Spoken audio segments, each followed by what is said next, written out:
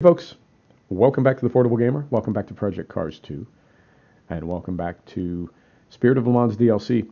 What else are you going to do with Spirit of Le Mans DLC but race at Le Mans? So, here we go. And of course, I'm in the 917 LH. And the upper class is, they're calling it Vintage Prototype A, and it's the 917. I know it's the 917 LH. I think the other base game 917 or the 917 from the Porsche pack might be in there, and then the 512 is in there, both 512s, because there are two. Yeah, I think that's right. So Vintage A is the two 917s, the new one from Spirit of Le Mans, and then the other one from the Porsche pack, or maybe it's from base game, and then both of the 512s. The top underclass is Vintage Prototype B, and that's the GT40, the Lotus 40, the Ferrari 330, and what's the other one? The Porsche 908. And then the underclass, and they're going by right now, it's frustrating for me because I can't get, there's no Benos, there's no Russos, there's no, the underclass, like the sports car class at Le Mans in this era was virtually all Ferraris, and instead we've got like a Datsun and an old Jag, and there's one Ferrari, it's like a 265 GTB, and a Camaro and a Mustang. Better than nothing. Gives you something to lap. But you know the movie. You know exactly the movie. And that movie was around long before I was. But something about that movie, like, I don't know, man. It gets me directly in my man feels. Hard. And it's one of those things where, like, I know I'm never going to drive a 917 at Le Mans. The best that I could hope to do is make enough money that I can either track down a real one, because there's a few of them floating around. I could either track down a real one, or I could have a replica built. The funny thing is the replicas outperform the original ones, but that's a story for another day. Anyway, so you build a replica and you take it to Le Mans and you throw a whole wad of euros or francs or whatever. You throw a whole wad of money at whoever runs the track, and then they let you go out and turn hot laps. And I guess the same thing you could do would be to throw a bunch of money at a race team, and they'd let you take a shift in the 24-hour race. But it wouldn't be the same, It's just a different era, it's a different time, it's a different track. I know when I got the DLC yesterday, when I got on this track, I was so totally blown away, because virtually every race sim that I've ever played that says, we've got the old Le Mans track, it's the new track, the new configuration with the chicane taken out on Mulsanne. And then it's like that, yeah, good enough, But this is an entirely different track. It's got a whole different feel to it, and it's, I'm holding my own here. I don't know if you noticed that. I'm in first, and I've got this train behind me. But I'm doing all right. It doesn't last, but for the moment, I'm doing all right. The era, the 917. I mean, there are some amazing race cars.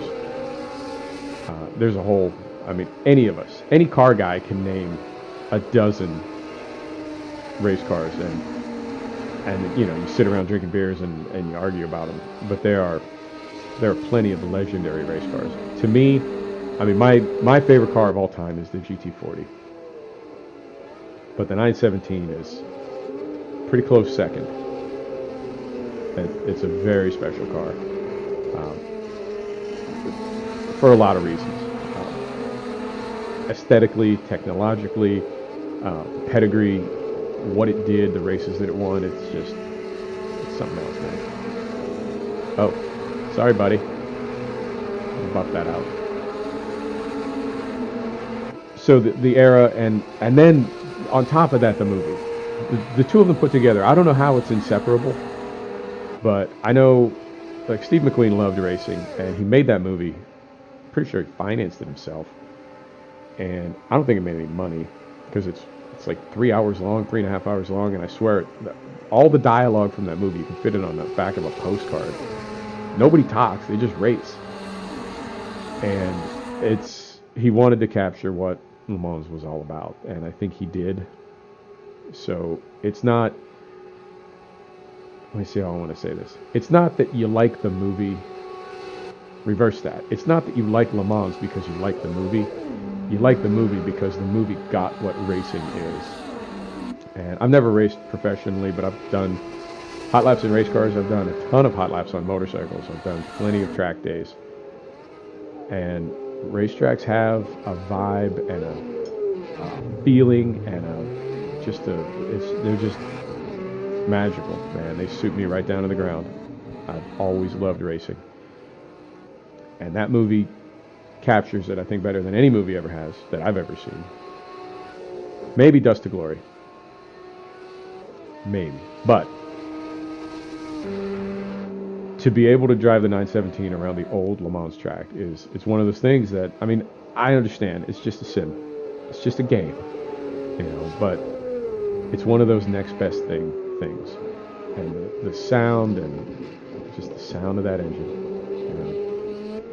Running a little wide there, are you?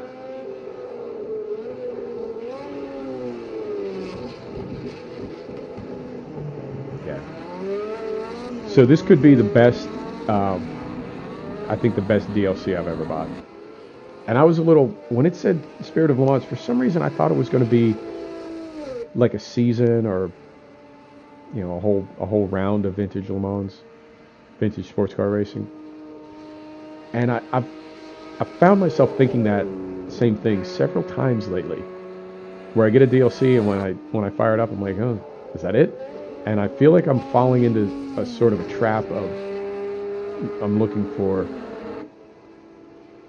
quantity over quality. And I wouldn't say that I'm disappointed, but I always seem surprised, and I don't know why I'm still surprised, because it seems like DLC in 2017, 2018 is getting to be more and more specialized, maybe? I don't know. So I was a little disappointed to see just the one track. And I had seen somebody simming this on YouTube as I was downloading the DLC. And when I fired it up, I got in the 917 immediately. It was the video I did yesterday. It was the first time I drove the 917. And I had seen that the track was different, but if this is the only track in the DLC, totally worth it, because this is, I don't know, man. I'm reluctant to say it's magical. That sounds a little, like don't bring that kind of silliness to the channel. But for reals, man, it is. It's just about magical. It's amazing. And I haven't even driven the 512 yet. But who wants to drive the 512? Who wants to drive the bad guy car? So, yeah, and it's really frustrating for me because I hold this lead for a while. I hold it into the night. I have this race set for 15 laps, and it's day, night, day. Start at 4 p.m., day, night, day. And it rains. Of course, I make it rain in the middle of the night. You know I make it rain. And I feel like the first couple laps of rain, I'm doing all right. I'm backing off a little bit, but I'm doing all right. And then I have to back off a little bit more when the standing water starts building up. And the AI just eats me alive. And it's a little bit frustrating because I feel like they didn't slow down when it started raining. Kind of pissed me off a little bit. You know, the thing about this game that I really like is the standing water, because I know, like, a few years back, the first time we saw rain in a racing sim, you know, things like that happen. Advances happen, and immediately it's like, oh, cool, you know, and it's like, it's enough, you know, you don't really evaluate it. You're just thrilled that you have something new. So I assume the way that it's coded is, if rain equals yes, you know, if rain equals 1, this turn gets me every time. I just always seem to want to go wide there. Oh, and the sunset too. This is fantastic when the sun is in your eyes, because you can't see nothing. kind of cuts both ways. Definitely realistic. Love the realism. Don't necessarily love the blindness, but got to take the good with the bad. So we had a wet track. I don't know, it's been a few years now since games have had rain in them. That's cool. This game has the standing water, and it's standing water in apparently very specific places.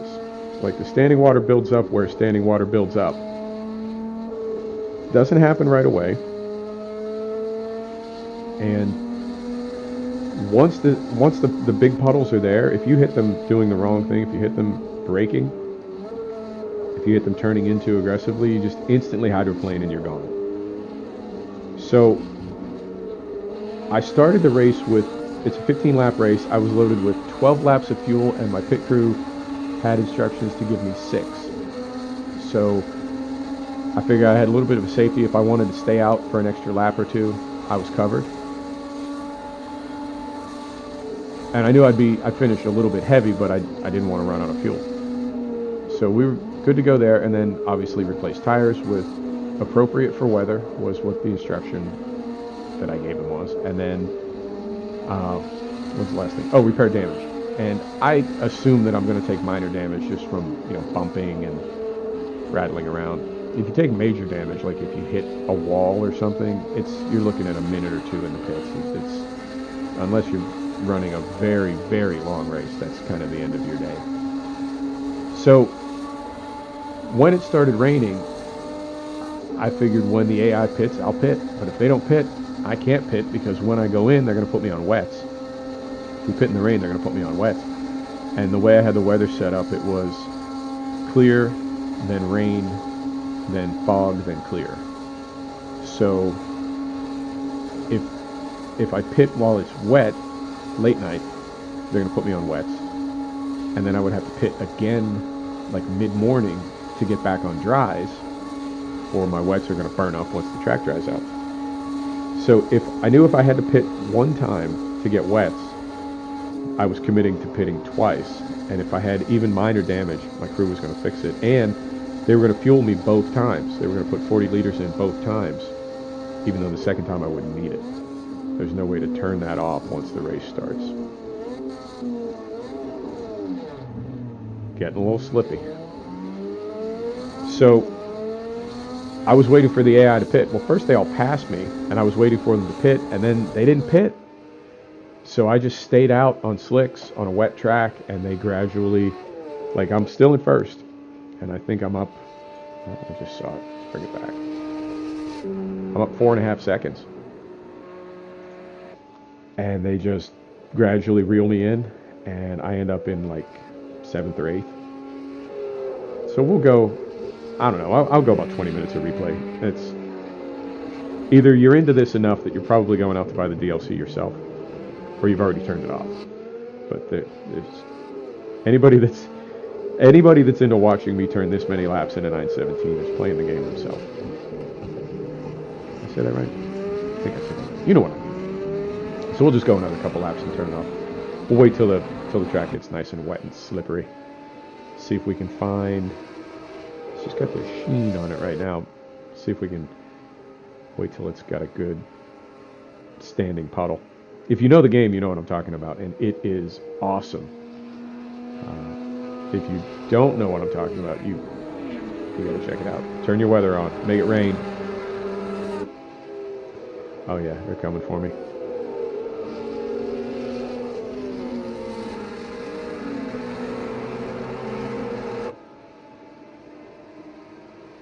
This is, I don't know, man. It's getting me in my man feels. This is so cool. Oh, game. There's a screenshot right there. Yeah, I'm blown away by this. And it's on sale right now. Today's June 7th. It's on sale till tomorrow.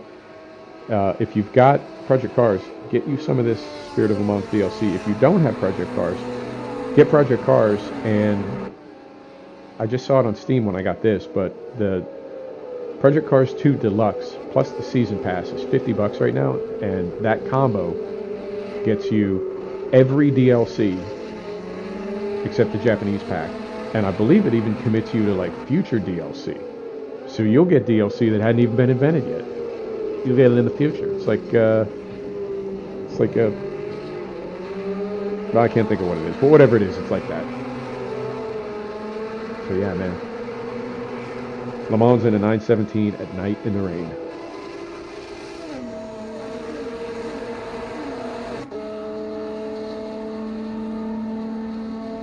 And I think this car in this trim, about 245, almost saying. You can't really tell. I mean, you sort of can, but you can't. But it is, we are just absolutely carrying the mail right now. And it's funny because the car is rock steady on the straight. Twitchy in first and second gear turns, but it's rock steady right here. And all I did for tune-up, I didn't do a really radical tune-up because I haven't driven the car a whole lot yet. This is my first race in it. So all I did was kept the tire pressure the same,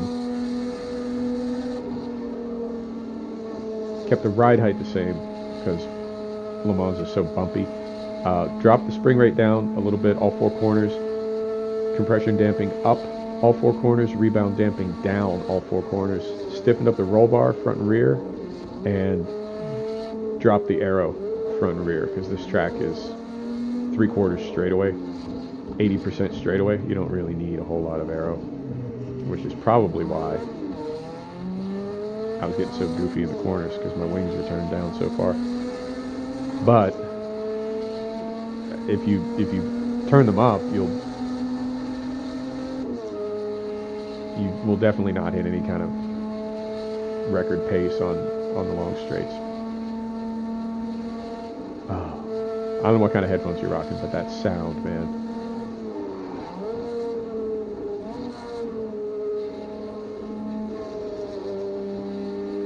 Yeah, this turn right here was just like kicking my ass every time. I think I have it, and then I would just get wide every time. Maybe not every time. It was a 15-lap race, probably 8 laps. Oh, and this one's not much better. To be fair, we're on a wet track, and I don't run any cheats or assists, so no ABS, no traction control, no spin control, no map, no brake line or race line, obviously. Just try to do it all with the gamepad. And I know I'm not the greatest sim racer in the world, but I feel like I hold my own. I can do all right. Yeah, I'm trying to kind of pace myself because the track is getting wet. And I want to say, I feel like I get this gangster back, the guy that just passed me for first. I feel like I get him back, and then it just all goes to pieces. So maybe we'll stick around till it all goes to pieces. Oh, I also get dinged.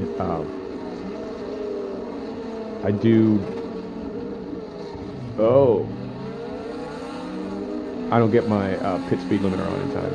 And I know this car didn't have a pit speed limiter, but I didn't get my speed limiter on in time, and I took a 10-second penalty. So even if I had somehow, I think I finished about 40 seconds off. So even if I had somehow made it back to first, I would have needed to be out in front by at least 10 seconds if I wanted to win.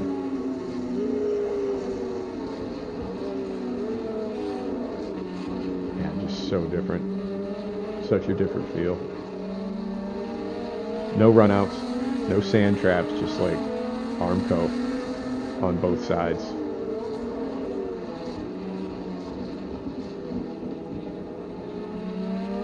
Fantastic. Golden age, man. I want to do the 1966 1,000 kilometers of Monza as well in the Ferrari 330. I think that'd be a fun race. And that race, it rained the entire time. It rained for the full 1,000 kilometers. And I've tested that race on the old Monza Classic with the Alto Velocidad, whatever it is, the high bank curves that they took out, because that's ridiculous. You can't do that. But driving on those, maxed out in the rain, you can't see anything, and the car is sliding all over the place. I'd like to do that race too. I wouldn't do the full race, but I would try to like somehow, I don't know, whatever, replicate 1,000 kilometers. But I think that'd be a fun race. And that was, see, that's what I mean. Like, I feel like the developers, they're sort of pointing us at specific races, a lot of races from the late 60s. But then there's some things missing, and I know they can't like license every single car, but they've got a ton of Ferraris. I don't know why they don't have like the Dino and the Musso and some of the other 60s vintage. But I think that'd be a hoot to do that Monza race. You saw just a couple days ago, I've been practicing in a set of Corsa. I've been practicing Classic Spa, the long lap at Spa in a Lotus 4.9, and that's going to take a little more practice. That is kind of kicking my ass. But between the car and the track and the AI, I feel like they got me all three ways. All right, I think we're in second right now. Yep, lap 6, we're in second. It's a shame because it all goes away so fast. Like, I feel like through that turn clean for once. Nice. Like, I feel like it's there and then it's just all gone.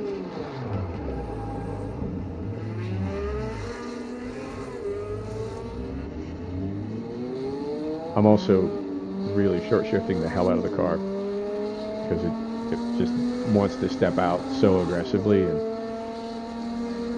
in first and second, trying to get into third like as fast as possible.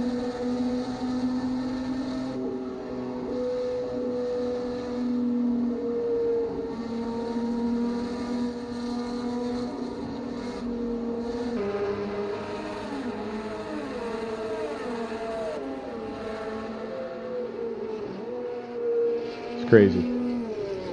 Like, as many times as I've seen that movie, as many times as I've thought about what it must have been like to be at these old school races, to be able to, and like I said, I know it's just a sim, I know it's not the same, but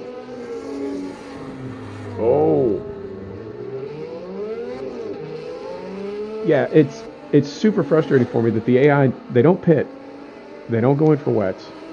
And it's like they don't really, I feel like they don't really drop off very much. Like, my times are lower. I think my best lap was, so I just ran a 4. Well, yeah, I guess they are dropping off. Because my best lap was a 3:20. And now we're all running 4s. So, okay, fair enough. They do drop off.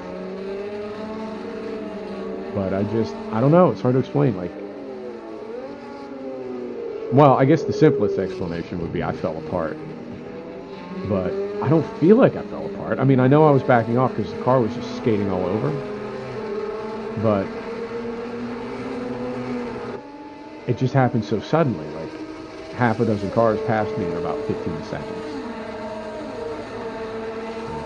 I don't know. Or it could be that when you're out in front, you need to like just be flawless, because as soon as you start screwing up, they'll eat you alive. But either way, oh.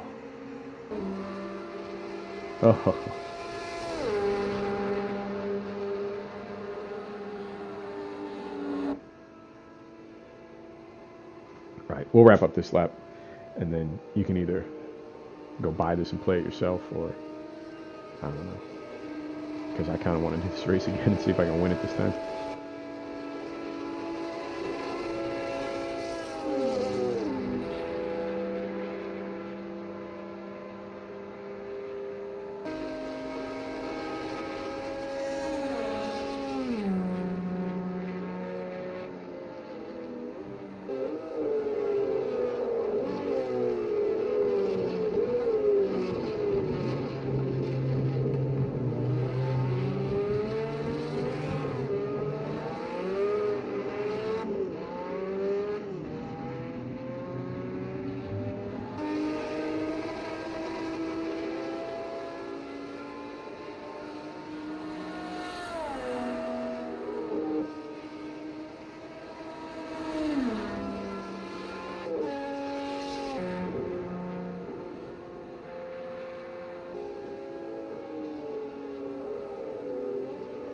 Right. We'll get through Maison Blanche and I'll call it. Folks, thanks for stopping back to check out the Portable Gamer. Thanks for joining us for another episode of Project Cars 2, Spirit of Le Mans DLC. We'll see you next time. Take care now.